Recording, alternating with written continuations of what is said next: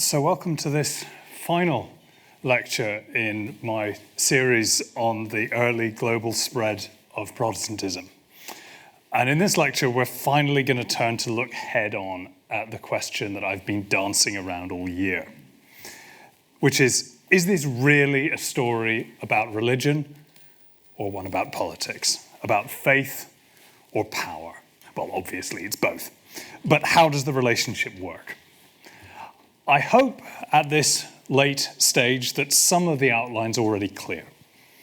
The colonial and maritime commercial projects that a series of Protestant states and entrepreneurs were engaged in the 16th, 17th, 18th centuries, these things did include religious motives, including the hope to spread their religion to the peoples they met, amongst other objectives.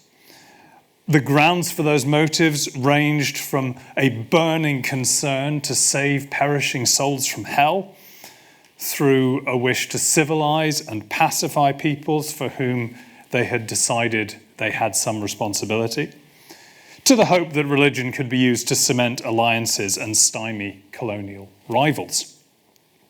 And ministers, preachers, missionary enthusiasts were generally ready to work within the framework of imperial power, with varying degrees of reservation or enthusiasm.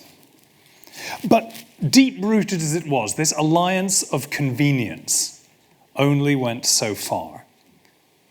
Neither side wholly accepted the other's priorities or completely trusted the other, as mating spiders might tell you. Just because two parties need one another doesn't mean that the relationship is going to be enduring and harmonious. In this last lecture, I want to explore the contours of this dysfunctional relationship, what it meant and where it went. And I'm going to do that in two ways. First of all, because all this generalization is already getting tedious, I want to pick out a few examples, 3 particular stories from across the globe, contrasting cases that I think help to illustrate some of these issues at work quite nicely. And then at the end, I want to turn to the question of how this early stage of Protestant missions came to move on. The real shift, not just in the tempo, but in the mood of these missionary enterprises that becomes unmistakable by the 1790s.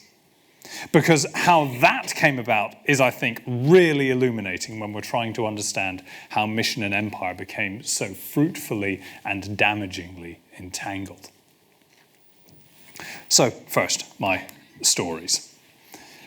Let's begin with the island, which was, as I argued in my second lecture, a key model both for Protestant empires and Protestant missions. It was the original sin of Protestant globalization, the island whose shadow fell on every subsequent British imperial project, Ireland.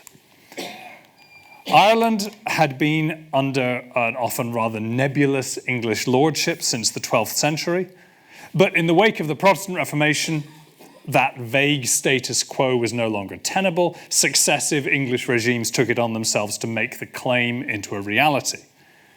It's Queen Elizabeth I who won the decisive victory in the so-called 9 Years' War, which ended in 1603. One of the many prices of that brutally Pyrrhic victory was that Ireland remained almost exclusively Catholic. Since the 1530s, anti-English sentiment in Ireland had been expressed in part through loyalty to Rome, or maybe the other way round. It was widely accepted that even the solid citizens of Dublin only complied with England's religion as minimally as was necessary to hold office in the English administration. The Reformation in Ireland was an empty shell. In theory, a national Protestant church was created and the Catholic Church outlawed, as it had been in England, but this isn't accompanied by any serious effort to make it stick or to convert the people. In particular, there's virtually no interest shown in those whom the English called the wild Irish or the native Irish, that is, the majority of the island's population whose first language was Irish Gaelic. Protestants often suggested that converting the Irish would be a good idea, both for its own sake and also to turn the Irish from, as they described them, incorrigibly treacherous popish rebels into settled, civil and obedient Protestant subjects. But actually doing this would be difficult, distasteful, expensive, and very uncertain. And there was a simpler and bloodier way to teach the Irish obedience. So Ireland, in the early 17th century, settled into a strange religious stalemate. English rule was, for the time being, unchallenged. The entity which rather preposterously called itself the Church of Ireland had all the legal privileges of an established church. But its congregations consisted almost exclusively of the new wave of English and Scottish immigrants, mixed with a scattering of Irish officialdom conforming for appearance's sake. The Catholic population were mostly left alone, except when the established church's official structures extracted fees and fines from them. So the Church of Ireland existed in an immigrant Protestant bubble, without having to engage with the ghastly possibility of having the wild Irish in their churches. So in this case, it looks like empire has completely trumped mission. But occasionally, the Church of Ireland was dealt a joker who disrupted that predictable game. And so I want to introduce you to William Beadle, who served as Bishop of Kilmore from 1629 to 1642. A stubborn, learned, politically inept, and by all accounts saintly prelate. He's an Englishman, and until his friend James Usher, the Archbishop of Armagh, nominated him to be Provost of Trinity College, Dublin in 1627, he had never set foot in Ireland. He's a learned country clergyman with an impeccable reputation and some friends in high places. And Usher wanted an outsider who would shake Trinity up a little. Beadle had no desire at all to go to Ireland, but he felt the nomination as a call from God. It was his duty to obey. The Fellows of Trinity College soon concluded it was a ghastly mistake. Beadle was a fine scholar, but he was also an idealist. He arrived with distinctly un-Irish enthusiasms for ministering to Gaelic speakers. He taught himself to read and write Gaelic, never much of a speaker of it. He apparently never preached in it himself. He revived the lapsed provision in Trinity's statutes, which said that the college should train Gaelic speakers. Within months, the college is up in arms about this kind of thing. But because he is unexpectedly and unacceptably doing exactly what he had been appointed to do, the only solution was to promote him out of trouble. And so in 1629, he was made bishop of the twin dioceses of Kilmore and Ardagh in Ireland's interior, places where the veneer of the Church of Ireland on top of the Catholic population was thin indeed. If he liked the wild Irish so much, let him wallow in them. But Beadle was more than ready for the challenge. He promptly resigned one of his two bishoprics on the basis that moonlighting in that way was both immoral and illegal.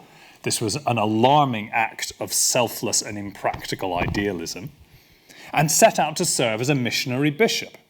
He won converts, including several Catholic priests, and he made it a priority to ordain Gaelic-speaking clergy. He sponsored the publication of Irish language books and led a small team who spent the bulk of the 1630s producing a complete translation of the Old Testament. Now, we don't know how much success this kind of missionary approach might have had if it had been the start of something rather than a one-off. But it does seem that he genuinely won some respect from his Irish-speaking flock. He made strenuous attempts to stop the Church of Ireland's financial exploitation of the population, and he also made the most of a bishop's traditional role as a provider of hospitality. One eyewitness recalled that at Christmas he had the poor Irish to feast and sit about him. The best proof that he'd made an impression came during the Catholic rebellion against English and Protestant rule that erupted in the autumn of 1641 and was treated in England as an outbreak of terrible atrocities. There was some real horrors, but they're greatly exaggerated. The English and the Protestants were targeted by the rebels. Most of those who didn't flee were thrown out onto the road, destitute. In some cases, they were killed. But not William Beadle and his family. He saw it as his duty to remain with his flock. The rebels who'd seized power in the area urged him to leave for his own safety. He refused. Eventually, he managed to negotiate safe passage for those who'd taken refuge in his house, but he and his immediate family had to surrender themselves as hostages. They were kept under really very gentle house arrest, being permitted to practice their religion. He was slightly disappointed that he wasn't shackled. But he's not a young man by this stage. His health was already wavering, and the disruption of that winter did him no favours. Somebody in the house fell ill with typhus, and it swept through all of them, and Beadle himself died in February 1642. Remarkably, his son-in-law, another Church of Ireland minister, was allowed by their captors to bury him using the full Protestant rite. And at the funeral, an honour guard of O'Reilly soldiers accompanied the coffin, fired a volley over it and cried, "Requiescat in pace ultimus Anglorum," which could either mean the best of the English or the last of the English. It probably meant both.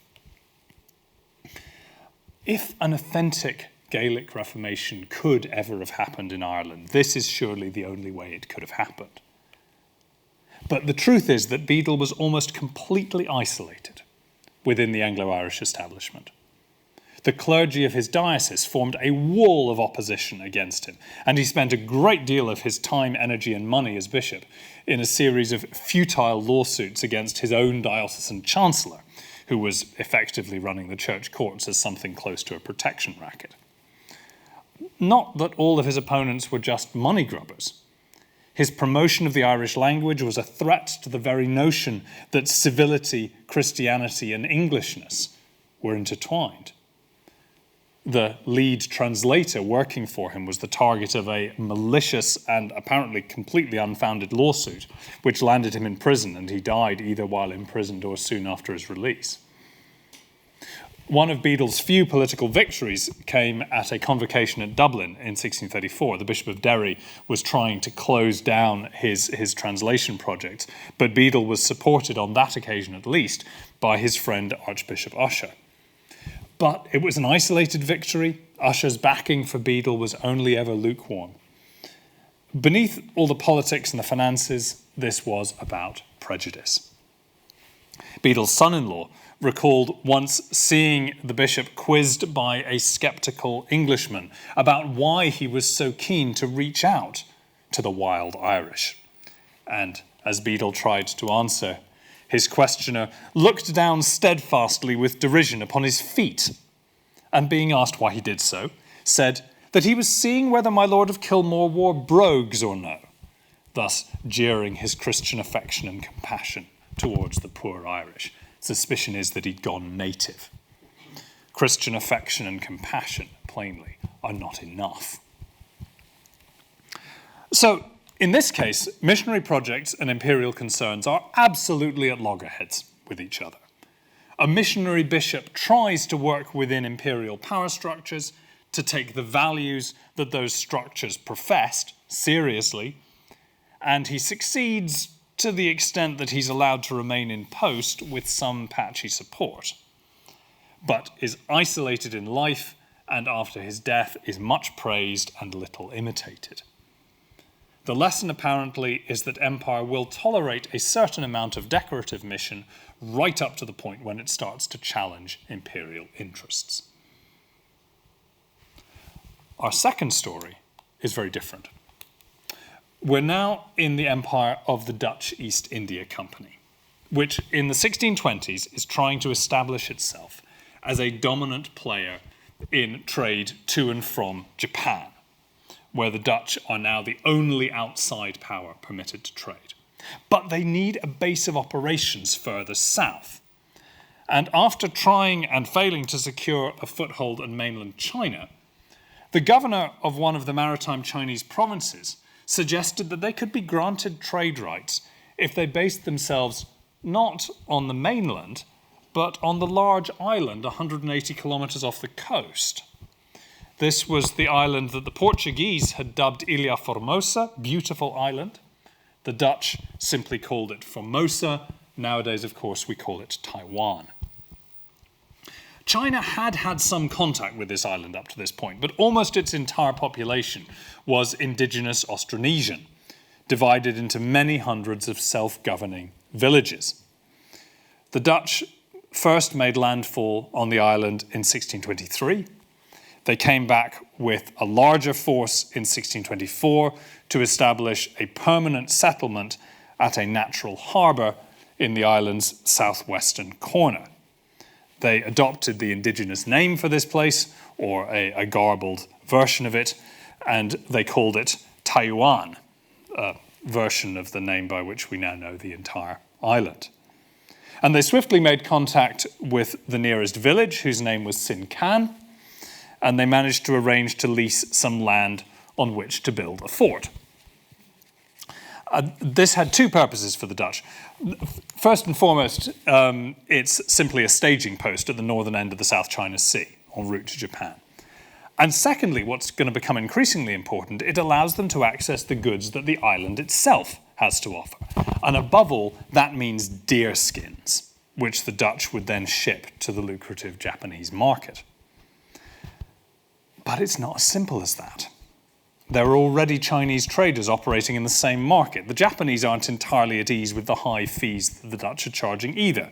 And both of those parties are perfectly capable of stirring up trouble on the island for the Dutch. It's in that context that in 1625, so just a couple of years after the first settlement, that the Dutch governor on the island, I mean, at this stage his territory scarcely extends beyond the walls of the fort, asks the East India Company to send him 2 or 3 ministers or readers so the name of the Lord may be propagated and the barbarous inhabitants of this island may be added to the number of Christians. If a few capable persons work in this direction, I feel the harvest will be fruitful. Now, the request was no doubt pious and heartfelt. It's also clearly directed towards securing the allegiance of the indigenous people.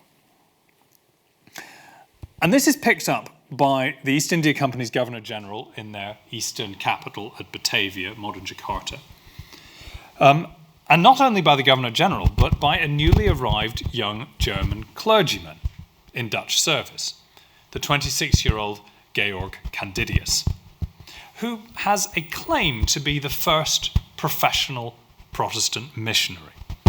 He'd spent 2 years in Leiden studying missions before his ordination, and he'd come to the East with that specific purpose in mind.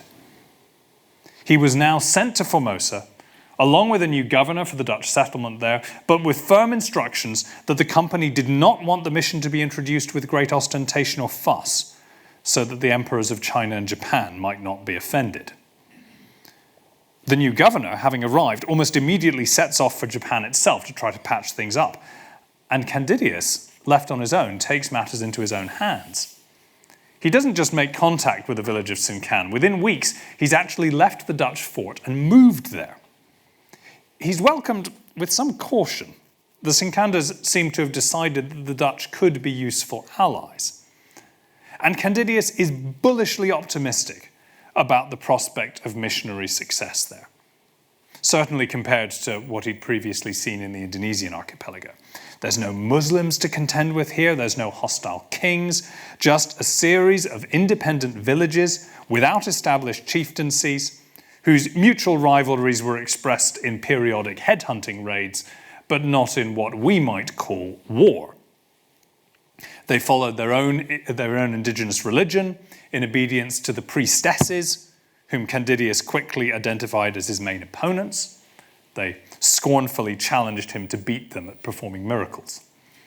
In a series of ambitious letters from the island, Candidius laid out his plans. He wanted a steady stream of missionaries to be sent who would commit to stay for a decade or more each. They would learn the language, he himself had already set to work on this, and they would either come with their wives, so as to model good Christian family life to the Sinkanders, or even better, they might commit to marry Sinkander women, so embedding themselves into kin networks, bringing whole families under good Protestant Christian norms, and demonstrating that this religion wasn't just for Europeans, but for everyone.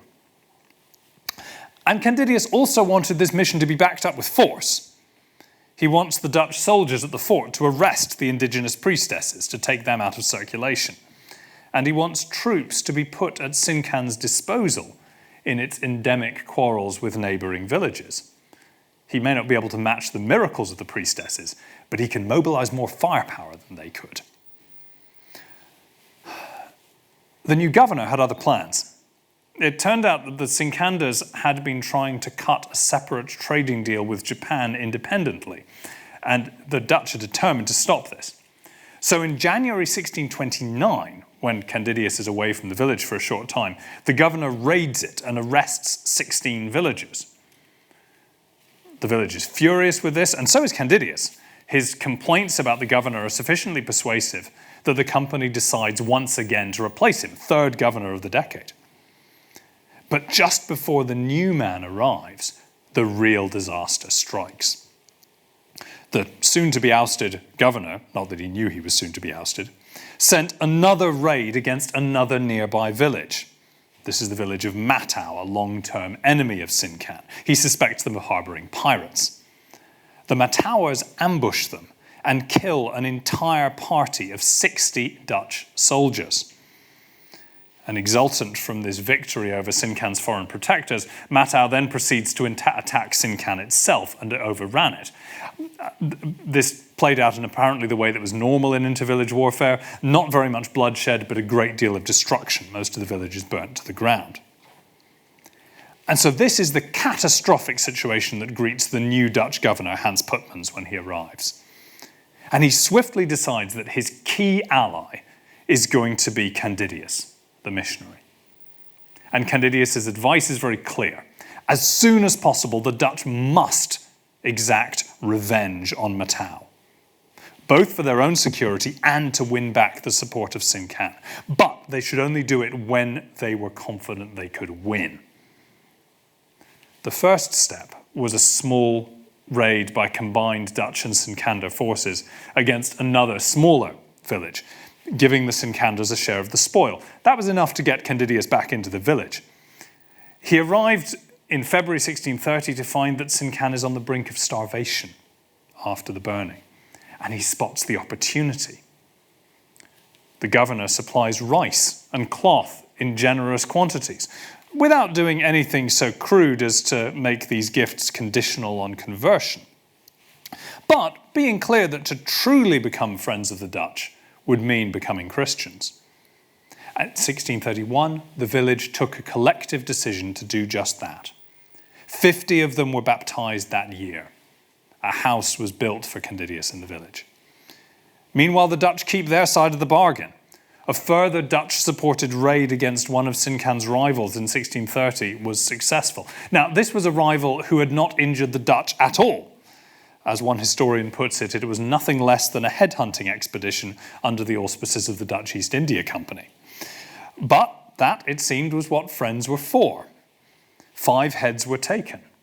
The colony's official register recorded, "It would be very helpful in the work of the Lord, and will also bind the Sincanders to us more closely." The mission on Formosa seemed to be finding its feet. Crucially, Candidius is now joined by a second energetic Dutch minister, Robert Junius, who'd been trained in the short-lived mission college in the Netherlands. The two of them, plus the governor, Putmans, would make a formidable team. The deal was, effectively, that the Dutch would make allies, would defend them, would convert them, and would trade with them. This way, the company would get a growing sphere of control and rising profits. Their indigenous allies would get victory over their enemies, the benefits of trade, education, and the saving truths of the gospel. And the missionaries would see the kingdom of God growing day by day. They threw themselves into a series of holy wars. Junius led allied raiding parties on horseback. The Dutch and the Formosans don't quite trust each other, but the presence of the ministers as a bridge between the two communities made the alliance work. Junius seems to have had no qualms about this role. He told the governor that he was praying to the Lord of battles, who must teach our hands to fight so that Israel, God's own brethren, may emerge. The ultimate target of all these raids, of course, was the old enemy, the village of Matau. It was 6 years before the massacre of 1629 could be revenged. The ministers repeatedly pressed the governor to act, fearing that Sinkan's loyalty and faith might prove wobbly as long as Matau remained there. But when the Dutch are finally ready for retribution in 1635, the battle is decisive. They're now accustomed to fighting alongside their Sinkander allies. The way it worked would be Dutch musketeers would fire a volley to disperse the enemy, and then the Formosans would charge with a view to collecting heads. It also helped that, as was all too common in these kinds of imperial encounters, a lethal wave of smallpox had just swept through Matau. The village was burned. The Sinkanders took 26 heads, including women and children. And the victory is the trigger for the whole of the southwestern lowlands to submit to Dutch overlordship. By the end of the following year, the Dutch sphere had expanded to include a further 57 villages. Now, these villages continued to administer their own affairs, but the Dutch imposed what one historian calls a Pax Hollandica. The low-level inter-village violence, which had been an endemic feature of pre-conquest life, is stamped out. They provided ministers, churches, schools. Wooden church buildings were thrown together in a series of villages using musket fire in place of bells to summon people to worship. A pragmatic solution, but also one which reminded everywhere where Dutch power really grew from. Starting in Sinkan, formal reformed churches were also set up, meaning that alongside the Dutch ministers there were elected Sinkander elders who were responsible for imposing discipline on the congregation. Indigenous leadership is very important to them. Candidius and Junius are already talking about a seminary on the island for training indigenous men for ordained ministry. But in the meantime, the core of their project is schooling. The ambition is for a school in every village, providing free rice for all children who attended, boys and girls alike, to train them in literacy in their own language as well as in Dutch, and of course to instruct them in Christianity. Which all sounds expensive. And remember that one of the main aims of the colony was to provide deer skins for export to Japan. At the beginning of the Dutch settlement, the island is exporting something like 20,000 deer skins annually. But the number creeps up as the Dutch zone becomes established. And the decisive change comes with the victories and pacification in the mid-1630s. The Allied villages could and did provide deerskins for the Dutch, but not on the scale that was wanted. What accelerates the trade is that the Dutch then decide to license mainland Chinese settlers to come to the island to hunt. By 1638, over 150,000 deerskins are being taken each year under this lucrative system. And in charge of the system of licensing is none other than the missionary and part-time headhunter, Robert Junius. In that year, the licenses produced a handsome revenue of just under 2,000 Portuguese reals for the company. But the company, despite having invested so heavily in Formosa, only takes half of that amount as profit. The rest is ploughed back. 624 reals, almost exactly a third of the takings, are spent on food, clothes, equipment, and teachers for schools. Smaller sums are spent on poor relief and on church building. So if the missionaries had made a devil's pact with the East India Company, they had at least driven a hard bargain. By the time Junius left the island in 1643, he and Candidius had between them baptized over 6,000 people, admitted hundreds to communion, and erected 2 fully self-governing churches. But we shouldn't be too starry-eyed about this Pax Hollandica. For one thing, as you may have guessed, killing 150,000 deer per year on a not terribly large island isn't even faintly sustainable. The deer population crashed catastrophically, the Dutch are forced to impose strict limits on hunting, and there goes the revenue stream. Suddenly it becomes impossible to bribe children with rice to attend school. The Dutch start trying to coerce them instead, or levying increased taxes on the villages. And colonial violence doesn't come to an end by any means. the case of the small offshore island, which the Dutch called Lamy, became notorious. Its warlike inhabitants had massacred the first Dutch parties who attempted a landing. In 1636, a Dutch force takes the island after a brutal campaign in which the bulk of the population are besieged in and then smoked out of a cave where as many as 300 died from starvation or asphyxiation. By the time the last islanders were captured in 1645, 405 islanders had been reported killed and a further 697 enslaved. Junius was appalled by this. He protested vainly about the treatment of the captives, pleaded for them to be returned home, and he did eventually, many years later, persuade the East India Company's governors in Amsterdam to accept that the policy had been too severe. But it was much too late by then. And anyway, did he really think that Dutch imperial power was always going to choose scrupulous and merciful self-restraint? More consequentially, the Dutch sphere of control in Formosa was itself still quite small. The influx of Chinese settlers into that newly pacified zone stirred up trouble, especially once the deer hunting dried up. It's not just that some Chinese settlers were challenging Dutch control and preying on Dutch ships. Even within the Dutch zone, Chinese agricultural encroachment on indigenous lands was causing friction. And the fact that taxing Chinese settlers was now the colony's main source of revenue did not help. And fatally, their presence dragged the island properly into China's economic orbit for the first time.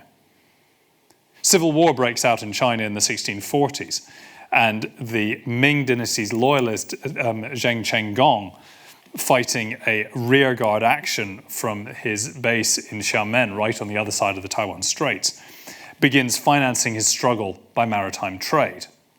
When the Dutch push back, he imposes an embargo on Formosa. During the 1650s, the colony's trade, and therefore its revenue and ability to finance its missionary projects, collapse. By the time Zheng actually mounts an invasion of Formosa in 1661, he finds a Chinese settler population eager to receive him and an indigenous population perfectly ready to do so. One admittedly disgruntled Dutch schoolteacher who fled back to the Dutch fortress, where they held out for several months before their final surrender, had this to say about the people amongst whom he'd ministered. These fellows, the indigenous Formosans, now speak with much disdain of the true Christian faith which we endeavoured to implant in their hearts, and are delighted that they're now freed from attending the schools. Everywhere they've destroyed the books and utensils and have introduced the abominable usages and customs of heathenism. On hearing the report that Chenggong had arrived, they murdered one of our Dutch people, and after having struck off the head, they danced around it with great joy and merriment, just as they formerly did with their vanquished enemies. It seems that conducting mission by means of headhunting was not such a good idea after all. My third example builds on a story I was telling in the last lecture.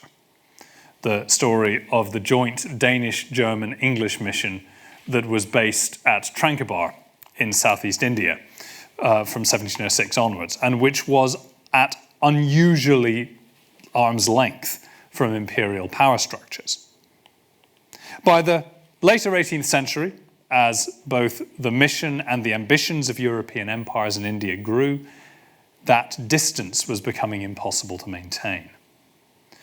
The person who found a new way forward, or tried to, was the German missionary Christian Friedrich Schwartz, who arrived at Tranquebar in 1750. Quickly became clear that he was an unusually talented person, a formidably gifted linguist who settled on a new missionary method of choosing and training local men to serve as sub-missioners, helpers, he called them, who would be sent out in pairs into the countryside, organizing schools and congregations as they went. I say men. On at least one occasion, he placed an Indian woman as leader of a congregation. But this is a period of surging imperial ambitions in India, in particular of conflict between the British and the French. Schwartz is not a British subject. He's from a German principality. But the British are the Protestant power, and the British SPCK are paying his salary. In the early 1760s, he begins cautiously to work with the British East India Company's troops. It starts when he establishes an orphan school for the survivors of a catastrophic explosion at an East India Company ammunition dump in 1761. By the time peace with France was established in 1763, Schwartz has become a kind of military chaplain to the East India Company, burying the dead, caring for the wounded. He refuses to accept pay from them. He insists that the company, instead of paying him, build prayer halls and schools. And this arrangement is progressively formalized to the point where he's actually reordained as an Anglican priest, a step which a good many Lutherans would have regarded as an insult or a humiliation. Military chaplaincy means collaborating with the British, but it also means itinerancy. And he uses this to spread his network of so-called helpers ever wider. And it also puts him at the heart of the developing struggle for southern India. During the war between the company and the Kingdom of Thanjavur in 1771-3, which ended in a grueling siege, Schwartz makes it his business to organize relief efforts and is successful in securing loans to buy grain in a way that's widely credited with having averted large-scale famine. And this makes his reputation in the region.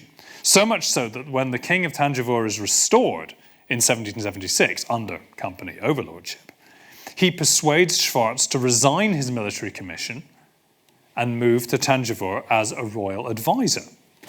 And once again, Schwartz insists on taking his fee in the form of an endowment for lands for a new church in Thanjavur, which is still there, and the rebuilding of Christian schools and sites of worship which had suffered war damage. That's the memorial to Schwartz himself in the church. When the King of Thanjavur dies a decade later, Schwartz serves as regent for his underage successor. Now, that's partly because the East India Company trust him, but he's increasingly plainly opposed to the company's rampant expansionism. During the late 1770s, he was involved in doomed attempts to negotiate a peace between the company and the powerful southeastern kingdom of Mysore. When war broke out anyway, he used his network of helpers to provide famine relief, and the Sultan of Mysore ordered that they be protected amidst the war. So if William Beadle was uncompromising and therefore ineffective, if Georg Candidius and Robert Junius were ready to compromise with imperial power and also, in the end, therefore not nearly as effective as they seemed, maybe Schwartz offers a middle path. He worked with the burgeoning structures of imperial power. Military chaplaincy is not a job for the squeamish. But because he had a clear sense of where to draw the line and of where his ultimate loyalties lay, he was able to avoid being dragged in too deep. It certainly helped that he was German and not British, and that his primary identity and his core salary related to his work as a missionary, so everything else was always a means to that end. But certainly by the time he was working, there was no point in pretending that a missionary could avoid politics. The conquest of India was happening.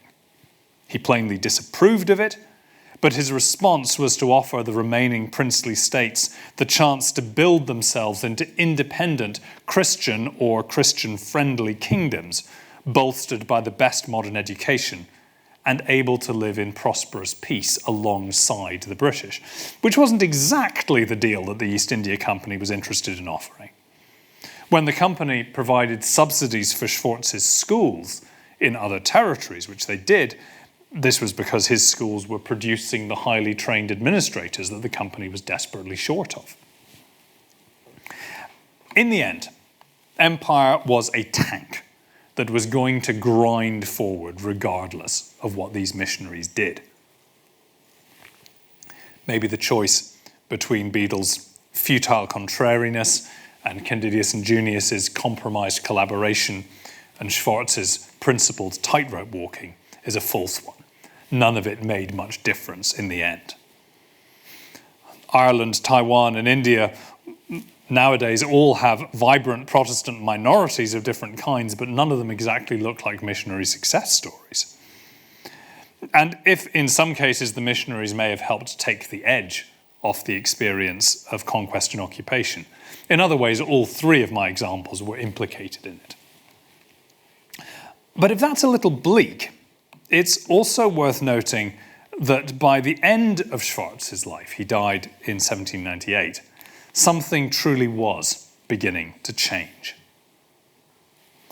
In the first of these lectures, I said that the traditional starting point of the history of Protestant missions, what I've been using as my endpoint, was William Carey's inquiry into the obligation of Christians to use means for the conversion of the heathens, published in 1792, a few months before he founded the body which became known as the Baptist Missionary Society, founded in Northamptonshire. The following year, Carey set sail for, of course, India, where he lived and worked for the remaining 40 years of his life. And his example was critical in the creation of the London Missionary Society, an interdenominational outfit which was led by Congregationalists and Presbyterians, and made its first rather ill-fated venture to Tahiti. And these are the first of what become a surge of new Protestant missionary societies from then on. The British are in the lead, but aren't alone. The Swiss-based Basel Missionary Society of 1815 is amongst the most famous early leaders. So we need to finish by asking why, given the slow, very halting, and generally pretty unsuccessful Protestant missionary story that we've tracked over the 16th, 17th, and 18th centuries, why is a corner quite suddenly turned from the 1790s onwards? If working with imperial powers was so difficult, how could the heyday of European imperial power prove to be so much more conducive to these missionary projects?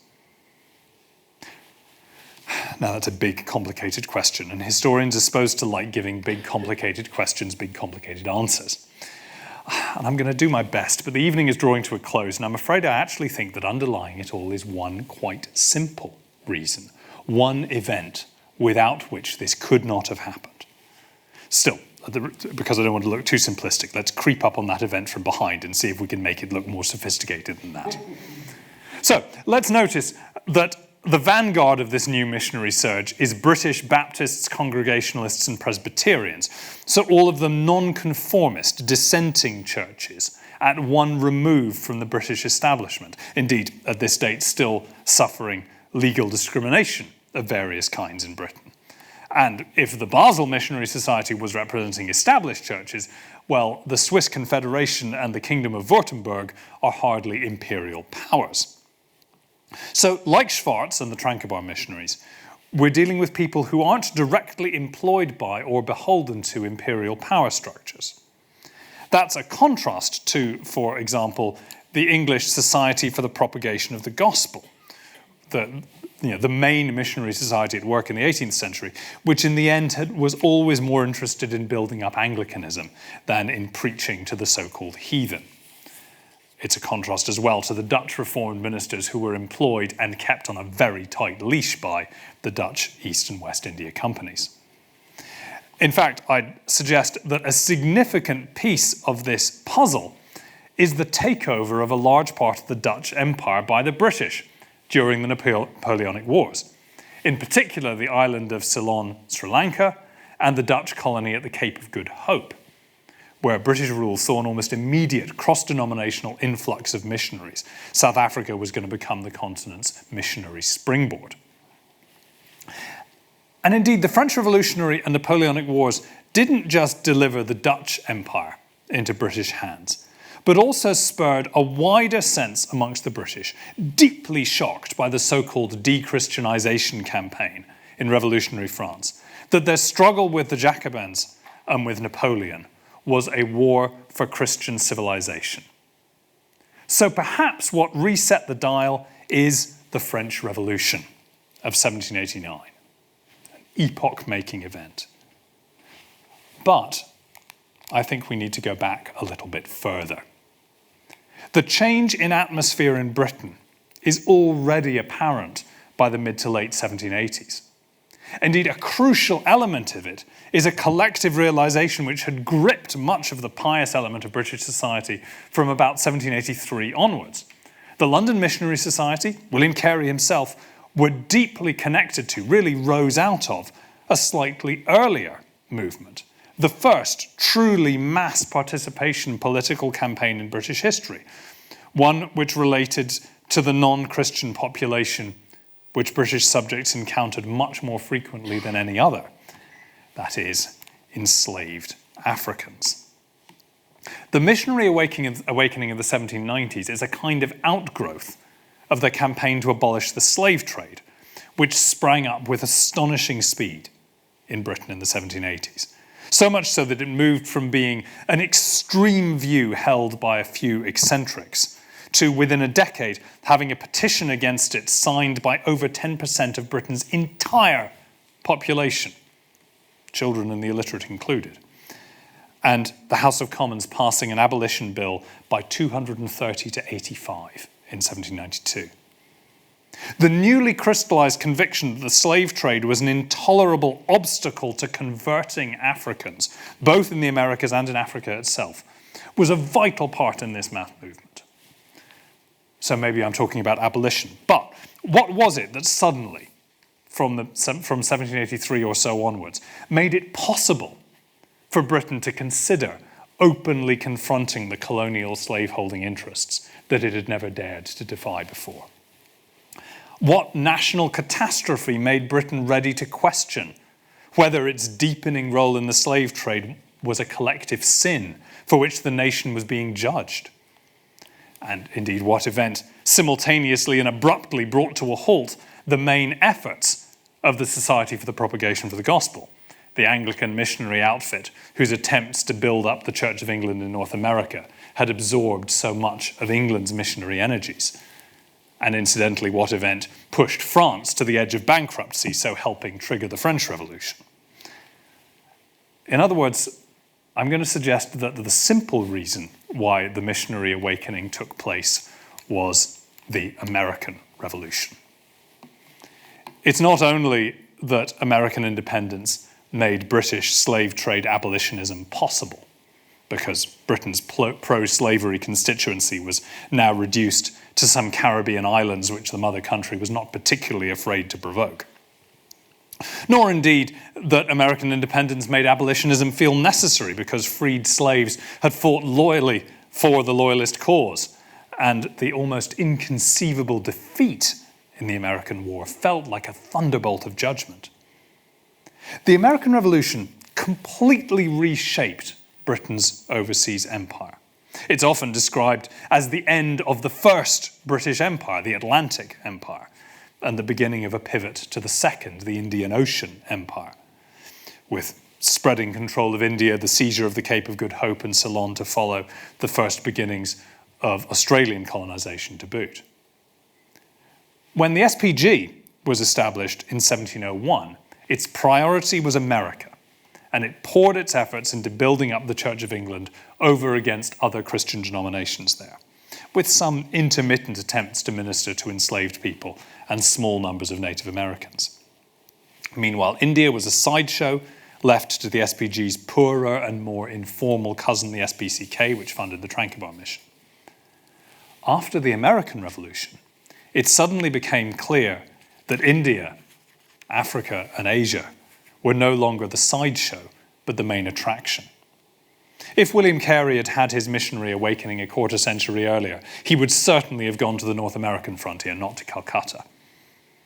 So let me be clear, in suggesting that the fountainhead of the modern missionary movement was the American Revolution, I'm in no sense ascribing it to that revolution's principles: republican self-government, the seeds of democracy, a house divided between slavery and freedom on a continent whose indigenous peoples were being driven to the margins.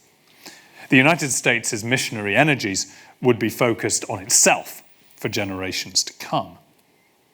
But the loss of the American colonies transformed how Britain, and in its wake, the rest of Protestant Europe, saw the wider world, saw its sins, its obligations, and its opportunities. And I hope that after the stories I've told you today about how tangled and codependent and even mutually destructive the relationship between mission and empire could be, it will seem credible that the foundation of British and then global Protestant missionary success might lie in the British Empire's most humiliating defeat. Thank you.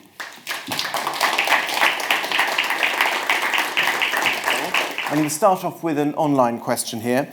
To what extent was Oliver Cromwell's resettlement of Ireland with Protestants an attempt to convert the Irish? An attempt to convert the Irish, it is not that at all. If you listen to Cromwell's rhetoric, it's an attempt to convert Ireland, not by persuading the people to change their religion, but simply by replacing them. There's rhetoric almost of extermination, the idea of importing a new population and driving the others to hell or Connaught. I think most historians of Cromwellian era Ireland would agree that that rhetoric is not fully followed through. That the talk of mass replacement simply doesn't happen, whether because the Cromwellian state doesn't have the resources to do it. And it's always harder for British regimes to find willing Protestants to go and settle in Ireland than it is for them to talk about doing it. Or because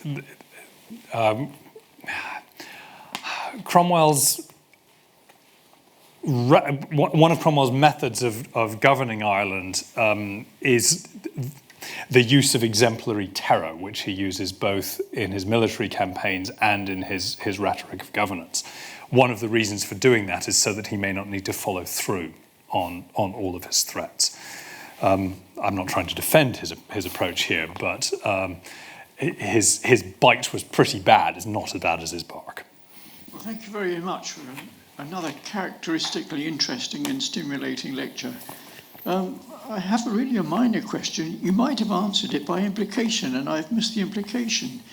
You refer to Chinese deer stalkers being licensed to do their stalking. Why was it that Chinese, not say European, who are already Christians, and there didn't need to be any effort to conversion, why was it that Chinese, rather than say Europeans, were given the license? Within Taiwan, within Formosa. Simply because I'm sorry, this is going to sound like a terribly simplistic answer. Europe is quite a long way away. There are, whereas China is 180 kilometers across the sea, it's relatively easy to bring in quite large numbers of people who are skilled and well-armed hunters with a different level of technology than that the indigenous people have. The Dutch would probably be perfectly capable of it, although these their folks are soldiers rather than having specific training to operate in this environment. The indigenous people are, of course, extremely used to it, but their methods of hunting were less effective. They don't have firearms. Also, their preferred method of hunting was the use of deadfalls. A pit with spikes and a trap in it, which is very effective for catching deer, but it tends to damage the hide. And if you're most interested in being able to ship an almost blemishless hide to Japan, then one which has got a couple of bullet holes in it is going to be much more lucrative than one which has been mauled by a trap. Generally, in relation to the entire series, it seems that various missionaries believed they were bringing the truth with little or no cautious humility of the validity of the cultural relativity of their Christian beliefs. It's almost a statement. Yes, indeed. That's plainly the case. That is the case in most of the cross-cultural encounters that we see in this era. The modern perspective, which seems so obvious to us that one ought to question one's own assumptions in the face of people with different ones, is not intuitively obvious to most of the cultures of this period. If we're considering our encounter with them, that's something that we need to recognize about them, and our willingness to approach with that sort of humility and pluralism is something distinctive about our own age and times. They tended to think they were right, they knew what they thought, and therefore they were right and others were wrong. That doesn't mean that they assume that they are better than the people with whom they're dealing. It's very common in reading the ethnographic accounts that missionaries and other Europeans write of various peoples that they encounter in different parts of the world. They're often quick to stress the virtues and the skills and the abilities of the people they're dealing with, as well as to condemn what they see as their characteristic vices and failings.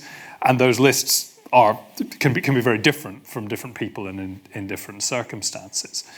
And indeed, those who've had experience in a number of different places will often draw very sharp comparisons between different groups of people. That does mean that they tend to treat a particular nationality or region as a group.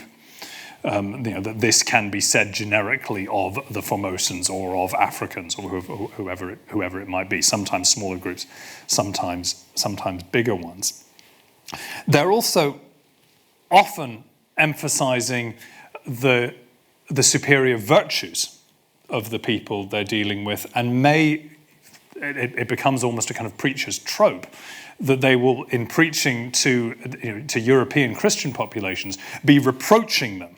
But look how much more virtuous the lives of these pagans are compared to you who should know better.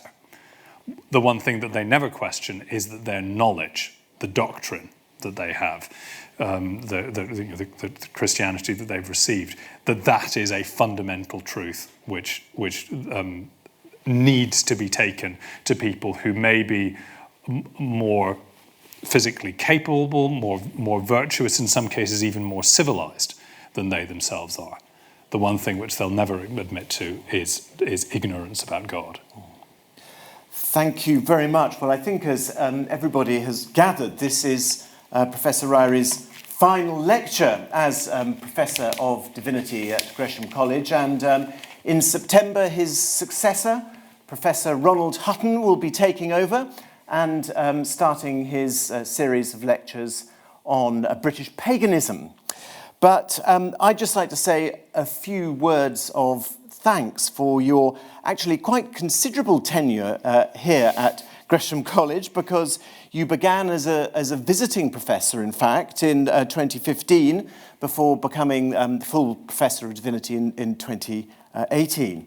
Many people here may know that Professor Ryrie is a Professor of the History of Christianity at Durham University. He's also the co-editor of the Ecclesiastical History Journal, and he is the president of the Church of England Record Society. And in fact, since 1997, he's been a reader in the Church of England in the parish of Shotley St John in the Diocese of Newcastle. He's written many books, and we rather hope that this series here will turn into a book. We anticipate that. Yeah, not immediately, but yes. But that is very exciting. Your books include your 2017 book, Protestants, the Radicals Who Made the Modern World. So you've given us 4 series of lectures, which have reached some 1.8 million views, which is an incredible number. Your first series was on the origins of atheism, which took us back to the age when the newly minted word atheism had become a cultural obsession. The first lecture in this series, How to be an Atheist in Medieval Europe, has gained 465,000 views on our YouTube channel. It's all been downhill since then. Oh, no, it hasn't. It carried on going. So we then had your series on atrocity and religion in European memory, when we heard about the Spanish Inquisition, Bloody Mary, the St. Bartholomew's Day massacre, and we delved into some other atrocities and their victims, like the Japanese Catholics of the 17th century. So, in 2021, you turned to England's Reformations and their legacies, where you told us stories, well, 6 overlapping stories, in fact, of the different types of Reformation in Tudor England, and how when you put these together, they painted a picture of what it meant to live through this revolutionary age. And that was followed by your current series, which you've concluded this evening, The Hidden History of How Protestantism Went Global, when you have explored the story of Protestantism's global spread from the 16th up until the 19th century.